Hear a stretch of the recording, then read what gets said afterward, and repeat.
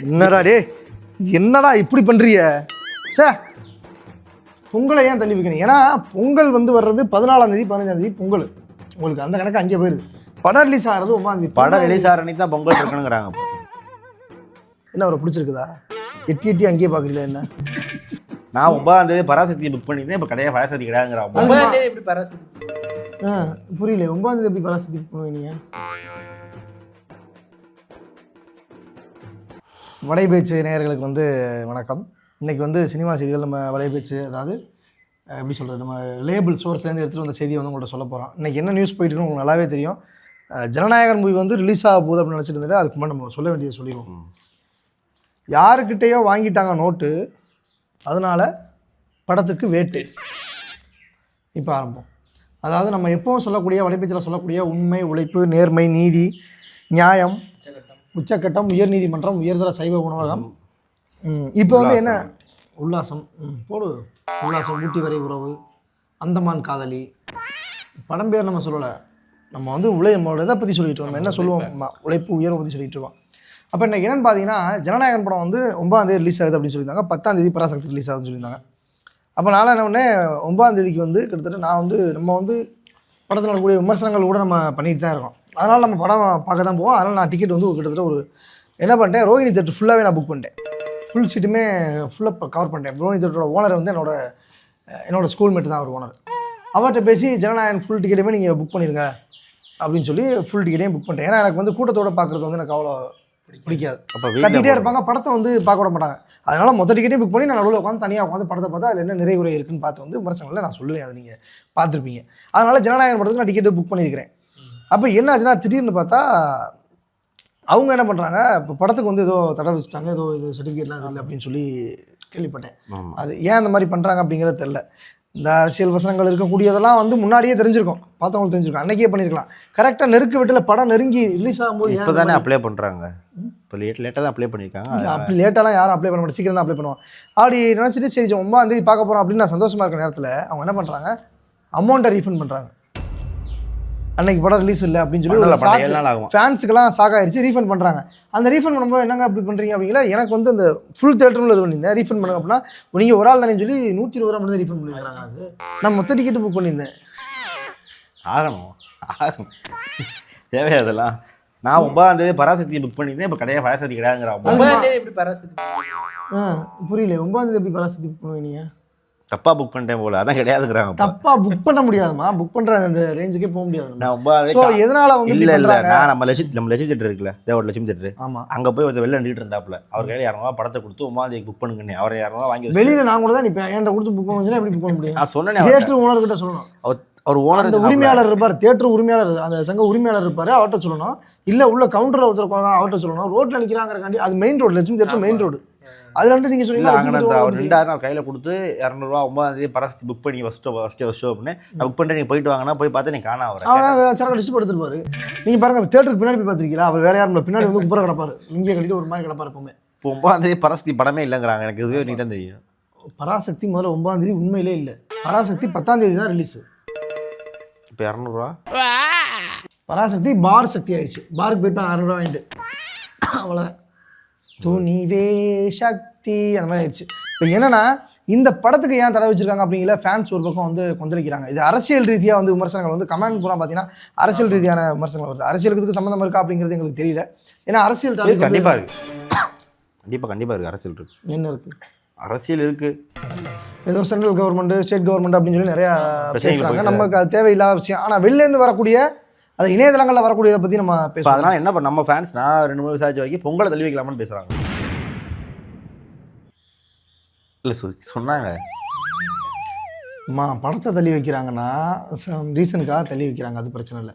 பொங்கலை ஏன் தள்ளி வைக்கணும்? ஏன்னா பொங்கல் வந்து வர்றது 14ஆம் தேதி 15ஆம் தேதி பொங்கல். உங்களுக்கு அந்த கணக்கு அங்கே போயிருது.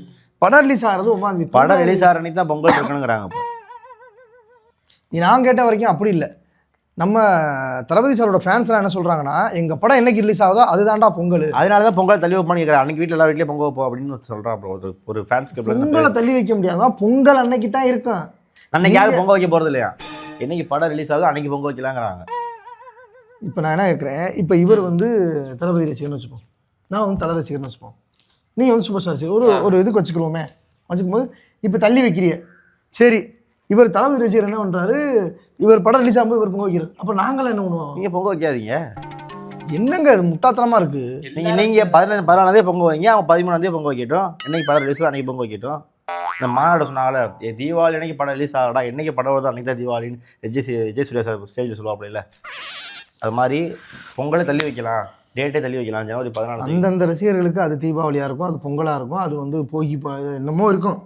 ஆனால் இது இப்படி பேசக்கூடாது. ஆனால் நிறையா ரசிகர்கள் என்ன பேசுகிறாங்கன்னா, என்னைக்கு எங்கள் படம் ரிலீஸ் ஆகுதோ அதாண்டா எங்களுக்கு பொங்கல் அப்படின்னு சொல்கிறது ஒன்றும் தப்பு இல்லை. அது அவங்க சொல்லத்தான் செய்வாங்க, நாங்கள் அதாண்டா பொங்கலாக, அது தப்பு இல்லை. ஆனால் அதுக்காக நீங்கள் பொங்கலையே தள்ளி வைங்க அப்படின்னு சொல்லக்கூடாது.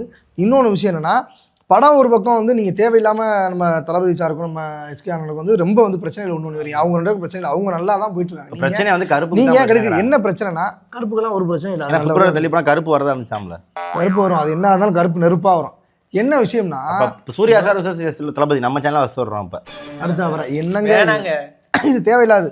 இப்போ என்னன்னா இந்த ஃபேன்ஸ் தான் என்ன பண்ணுறாங்க தெரியுமா, சண்டையை முழுக்க இங்கே தளபதியும் நம்ம எஸ்கே அண்ணனையும் நம்ம சேர்க்கவே கூடாது, அவங்க விட்டுறணும். அவங்க வந்து என்னென்னா திரையில் வரக்கூடியவங்க தான் நம்ம கண்ணுக்கு எல்லாருக்கும் தெரியுறாங்க. திரையில் வராத சிலர், அதாவது அந்த ரசிகர் கூட்டத்தில் இருக்கக்கூடிய ஒரு சில முட்டாப்பையில் என்ன செய்கிறாங்கன்னா தேவையில்லாத கிளப்பி விட்றாங்க. என்ன சொல்கிறேன், படம் இதுக்கு தடை போட்டிருக்காங்கிறக்காண்டி சம்மந்தம் இல்லாமல் நம்ம சிவகார்த்திகேயன் அண்ணன் வந்து தடை போட்ட மாதிரி பராசக்தியை நிறுத்துறான், அதை தடை பண்ணுறோங்கிற இவன் எப்படி நிறுத்த முடியும்? அவங்க என்ன சொல்கிறாங்க, அதுக்கு கமெண்டில் அவனுக்கு ரிப்ளை என்ன போடுறான், இவங்க ரசிகர்லேருந்து என்ன போடுறான்னா, ஏன் தேட்டர் முன்னாடி நிர்வாணமாக நிற்க போறியான்னு கேட்குறேன். இது இன்னைக்கு நான் வந்து பார்த்த கமெண்ட் இணையதளத்துலேருந்து வரக்கூடியதை நான் சொல்கிறேன். இப்போ ஏன் உங்களுக்குள்ள இப்படி அடிச்சுக்கிறீங்க? இந்த கமெண்ட் அவங்க பார்ப்பாங்கன்னு நினைக்கிறீங்களா? பார்க்க மாட்டாங்க. இதில் ஒரு ஃபேன்ஸ் என்ன போடுறாங்க, படம் பிப்ரவரி தள்ளி போயிட்டா பிப்ரவரியில் பிரதீப் ரங்கநாதன் வராரு, அப்போ பிரதீப் ரங்கநாதன் தளபதியான்னு கேட்குறாங்க. எப்படி புரியல? பிரதீப் ரங்கநாதன் எல்ஐக்கே அவர் தான். சரி, அப்போ பிரதீப் ரங்கநாதன் தளபதியான்னு கேட்குறேன். ஏன் இப்படி பண்ணிருங்களேன்? பிப்ரவரியை தள்ளி போடுங்களேன், நவம்பருக்கு அப்புறம் கொண்டே வச்சுக்கோங்களேன். நீங்கள் எப்போ இப்போ சொல்கிறீங்க நவம்பரில் அடுத்த படம் வந்துடும், வேறு படம் எதாவது தள்ளி போடுங்க. பிப்ரவரி எங்கிட்ட தள்ளி போடுங்க, தள்ளி விட்டுருங்க. பிப்ரவரி மார்ச் எங்கிட்ட இழுத்து தள்ளி போட்டுருங்க. இப்போ மார்ச்சில் டாக்ஸிக் வேறு வருதுன்னா அது ஒரே டாக்ஸிக்காக இருக்குது.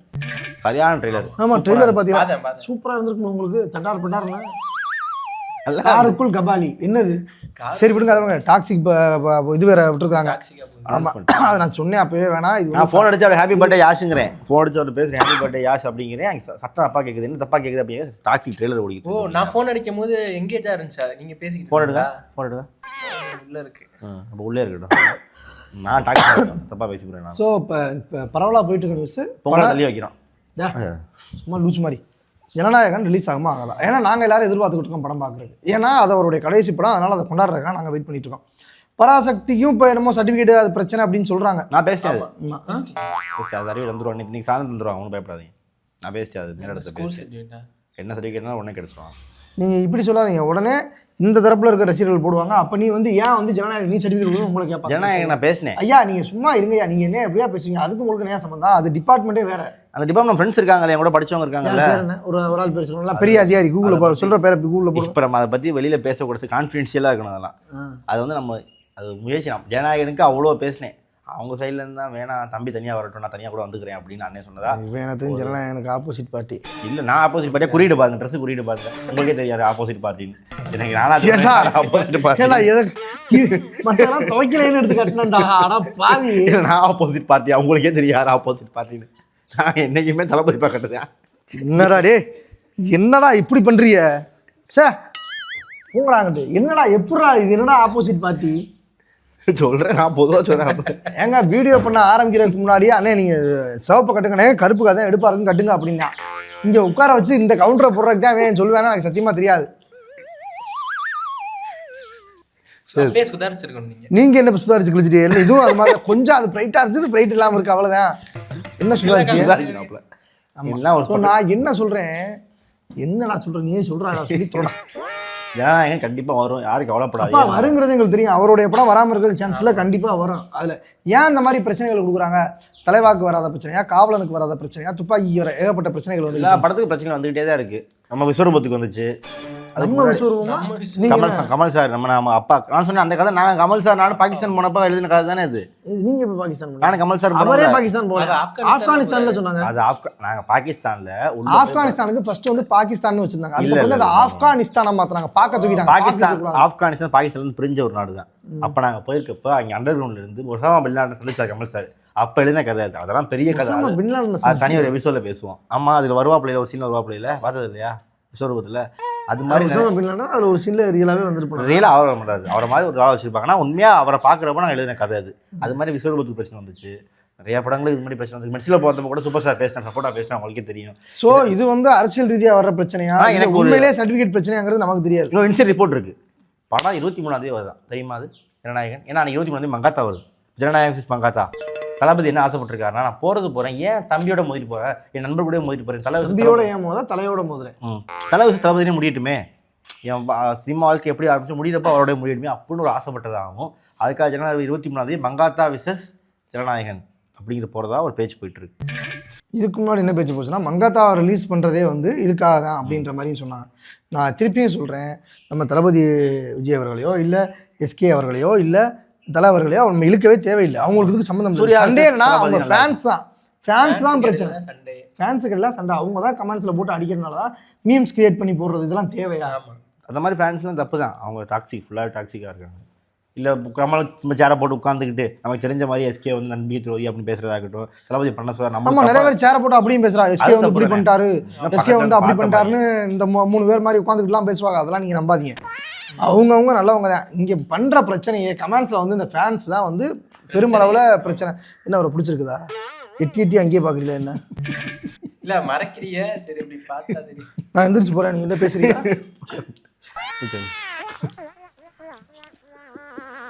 சும்மா ஏதாவது. ஸோ கண்டிப்பாக நீங்கள் எதுவும் கவலைப்பட தேவையில்லை. கண்டிப்பாக ஜனநாயகம் கேட்டல. நான் ஜனநாயகம் ப்ரீமியர் ஷோ பார்த்துட்டேன். படம் அல்ட்டியா இருக்கு. நீங்க அதை பத்தி கவலையே பட வேண்டாம். எல்லாரும் கேசரி நாங்க அதை பத்தி அவங்க ஃபேன்ஸ் யாருமே கவலைப்படல.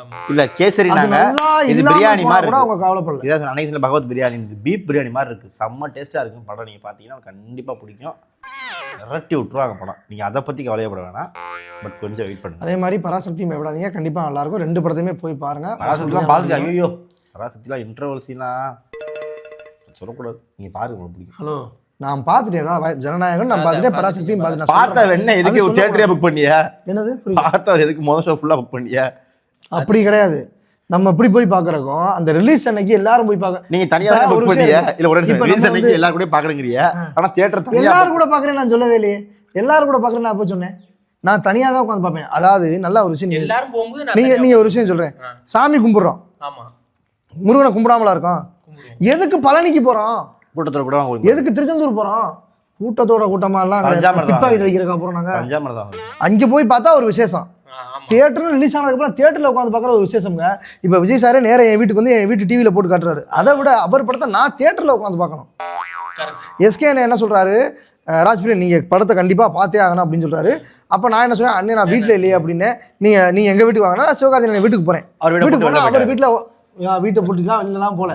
அவர் படத்தை போட்டு விட்டு அவர் ஷூட்டிங் கிளம்புறா. நீங்கள் போனால் பார்த்துட்டு என்னன்னு சொல்கிறோம்னா, நான் படத்தை பார்த்துட்டு இருந்தேன். பார்த்து கரெக்டாக முடிச்சுட்டு நான் வீட்டில் இருக்கேன். கால் பண்ணி இந்த மாதிரி பார்த்து முடிச்சு அப்படின்னா ஆஃப் பண்ணுறது கூட அவர் அங்கேருந்து கிளம்பி வர்றாரு. கிளம்பி வந்து ஆஃப் பண்ணிட்டு எப்படி இருக்கு, சூப்பராக இருந்துச்சு படம், செம்மையாக இருக்கு. நான் சொல்கிறேன் சிவகார்த்திகேயன் என்ன சொல்கிறேன், சூப்பராக இருக்கு. பட் அவர் சிவகார்த்திகேயன் என்கிட்ட ஒன்று தான் சொன்னார். என்ன சொன்னார்னா, போய் பேசாதீங்க. இல்லை ஒரு நிமிஷம். அவர் என்ன சொன்னார்னா, வடைபேச்சு சேனலில் வந்து நீங்கள் அதை சொல்லிடாதீங்க அப்படின்னு. கண்டிப்பாக இல்லை, நான் படம் பார்த்தா தானே சொன்னேன். படத்தில் என்ன இருக்குங்கிறத நான் சொல்லலை. நான் சொல்லவே இல்லை. எல்லாருக்குமே தெரியுமே இந்திய போராட்டம். கரெக்டாக சிவகார்த்திகேயன் வீட்டிலேருந்து வெளியே வரேன். கரெக்டாக அப்போ தான் வந்துட்டு ஹாய்ன்னு சொல்லிட்டு அவர் ஏதோ ப்ரொமோஷன் இதுக்காக போகிறா அதர்வா ப்ரோ வராரு. வந்தோடனே ஹாய் ராஜ்மன் ப்ரோ எப்படி இருக்கீங்க, நல்லா இருக்கு, செம்மையாக பண்ணிங்க, ஃபென்டாஸ்டிக்காக இருக்குது. அவங்க சுதாகங்கிற மேம் பார்த்தீங்கன்னா சொல்லியிருங்க, நான் ஆல்ரெடி ஒரு தடவை சொல்லிட்டேன் இது கண்டிப்பாக நல்லா இருக்கும் அப்படின்னு நான் சொல்லியிருந்தேன். அவங்க வந்து அதை ப்ரூவ் பண்ணிட்டாங்க அப்படின்னு சொல்லி நான் சுதாகங்கிற மேம்கிட்ட பேசுகிறேன். பேசிட்டு தான் வந்துட்டு நான் சொல்கிறேன். அப்போ தான் நான் சொல்கிறேன், அந்த பொண்ணு பாட்டு பாடிச்சில் ஆடி லான்ச்சில் அந்த பொண்ணுகிட்ட இது உனக்கு சரியான சான்ஸு, ஜனநாயகன் பெரிய பட்ஜெட் படம் அப்படின்னு சொல்லி நான் சொல்லிட்டு இருக்கேன். அந்த பொண்ணு அங்கிட்டு வந்திருக்கு. 2 பக்கத்துமே ப்ரொமோஷன்னா எல்லாரும் ஒன்றும் சேர்ந்தானே இருப்பா. அவங்க ப்ரொமோஷன் வேற எங்க இருக்காங்க, இவங்க கேரளா ப்ரொமோஷன் இருக்காங்க. என்ன மமிதா பச்சன் இல்ல அப்பதான் நான் சொன்னேன், ஜனநாயகம் பராசக்தியும் ஒரு பெரிய லெவலில் வரக்கூடிய போட்டி போட்ட கூட படம். இந்த படத்தில் வந்து எல்லாருமே விஜய் சாரையும் சிவகார்த்திகேயன் சாரையும் தான் பெருசாக பார்ப்பாங்க. நம்மளை பார்க்குறோம், நம்ம ஏதாவது பண்ணணும், டக்குன்னு போய் விஜய் பாட்டை ஒன்று நம்ம ஸ்டேஜில் ஏறி பாடி விட்டுருந்தேன். நாளைனா இழக்காதே நீ நாளை இழக்காதே யாரையும் போலக்காதே பாடி விட்டாங்களா. இப்போ ட்ரெண்ட் ஆயிடுச்சுல. அப்புறம் அவங்க வந்து எனக்கு கால் பண்ணி ரொம்ப தேங்க்ஸ் நாங்கள் சொன்னது அது செம்மையாக ட்ரெண்ட் ஆயிடுச்சு அப்படின்னா. ஸோ எல்லாருமே வந்து ஜனநாயகம் படத்தையும் பாருங்கள், பராசக்தி படத்தையும் பாருங்கள், பார்த்து கொண்டாடுங்க. தயவு செய்து இந்த ஃபேன்ஸ் கீழே அடிச்சுக்கிறத வந்து நீங்கள் கண்டுக்கிறாங்க. அந்த 3 பேர் உட்காந்து பேசுவாங்க பாருங்க, அதையும் நீங்கள் கண்டுக்கிறாங்க. அவங்க என்ன அவங்க உண்மையை பேசுகிறாங்களா? இங்கே யாருமே ஒன்றும் பேச கிடையாது. படை பேச்சு மட்டும் தான் இங்கே உண்மையை பேசுகிறது. அதாவது சமூக வலைதளங்களில் இருக்கக்கூடியதை எடுத்து பேச மாட்டோம், தேவையில்லாத பேச மாட்டோம். நமக்கு ரிலையபிள் சோர்ஸ் மூலமாக நம்ம ஒரு குழு வச்சுருக்கோம். அந்த குழு வந்து சொல்கிறதையும் நம்ம வந்து உண்மை சொல்றோம் பேசுகிறோம். ஆனால் எங்களுக்கு அந்த குழு கூட இப்போ தேவையில்லைன்னு தோணுது. ஏன்னா எங்களுக்கு விஜய் சாரையும் தெரியுது, தலை சாரையும் தெரியுது, எல்லாரையும் தெரியுது. ஸ்ட்ரைட்டாவே போயிருவோம், ஸ்ட்ரெயிட்டாக போயெல்லாம் பார்க்குறோம். ஆனால் பட் அந்த அளவுக்கு அது நல்லா இருக்காது. ஏன்னா அவங்க தப்பாக நினைக்கிற வாய்ப்பு இருக்குது. ஸோ சொல்கிறோம், ஒருவேளை இதை வந்து இது பார்த்துட்டு கூட விஜய் என்னை வந்து தப்பாக இருந்துச்சுன்னா கால் பண்ணுவார், இது தப்பாக இருக்குது இந்த மாற்றிக்கிறீங்க அப்படின்னா டக்குன்னு நான் அந்த எடிட்டர்கிட்ட வந்து சொல்லுவேன், அதை மட்டும் தூக்கிடு அப்படிங்க. அது இல்லையா, அது வந்து ஃபேக் நியூஸ் தான் அப்படின்னு சொன்னால் தூக்கிடுவா கொஞ்ச நாள். ஆமாம் ஆமாம், கண்டிப்பாக படம் ரிலீஸ் ஆகணும். வாழ்த்துக்கள். விஜய் சார் கவலைப்படாதீங்க சார், நாங்கள் உங்க கூட இருக்கோம். அவங்க கவலைப்படலாம், அவர் படம் கண்டிப்பாக ரிலீஸ் ஆகும். நீங்கள் மூடிட்டு உட்காருங்க. அவங்க என்ன கவலைப்படுறாங்க, அதெல்லாம் அவ்வளோ பெரிய லெவலில் இருக்கா? நீங்கள் எங்கே சேரில் உட்காந்துக்கிட்டு நீங்கள் கவலைப்பட, நீங்கள் என்ன சொல்கிறீங்க? அவர் படம் கண்டிப்பாக ரிலீஸ் ஆகும், பிளாஸ்ட் ஆகும், பராசக்தியும் பெருசாக போகும். இது எனக்கு பெரிய லெவலில் நம்பிக்கை இருக்குது. ஆமாம், இது கிடையாது ராஜா சாப்பிட்டு தான் என்ன கோழி சுப்பாரி சாப்பிடலாம். தியேட்டரே இல்லை, எங்கள் ஊரில் தியேட்டர்லேயே வரலங்க. அது ஃபோனில் ஏற்றி பார்த்துட்டேன், ஃபோனில் ஏற்றி விட்டாங்க. செருப்பை கழட்டிக்கிட்டு அடிப்பாங்க. படம் ரிலீஸே ஆகல, ஃபோனில் ஏற்றி ஸ்பெஷல் ஷோ கூப்பிட்டாங்க. ஸ்பெஷல் ஷோ கூப்பிட்டு வாங்கிட்டு ஃபோனில் பார்ப்பாங்க, ஸ்க்ரீன் வச்சுக்க மாட்டாங்களா, பிச்சைக்கார பேரில் அவங்க. ஆமாம், ஸோ வந்து எல்லாரும் படத்தை கொண்டாடுங்க. அடுத்த முக்கியமான செய்தியில் கொண்டு வரேன். டாக்ஸிக்கு வேறு அந்த ட்ரெய்லர் வேறு வந்துருக்கு, டீசர் மாதிரி விட்டுருக்காங்க. பார்த்துட்டு என்னென்னு வந்து சொல்கிறேன்.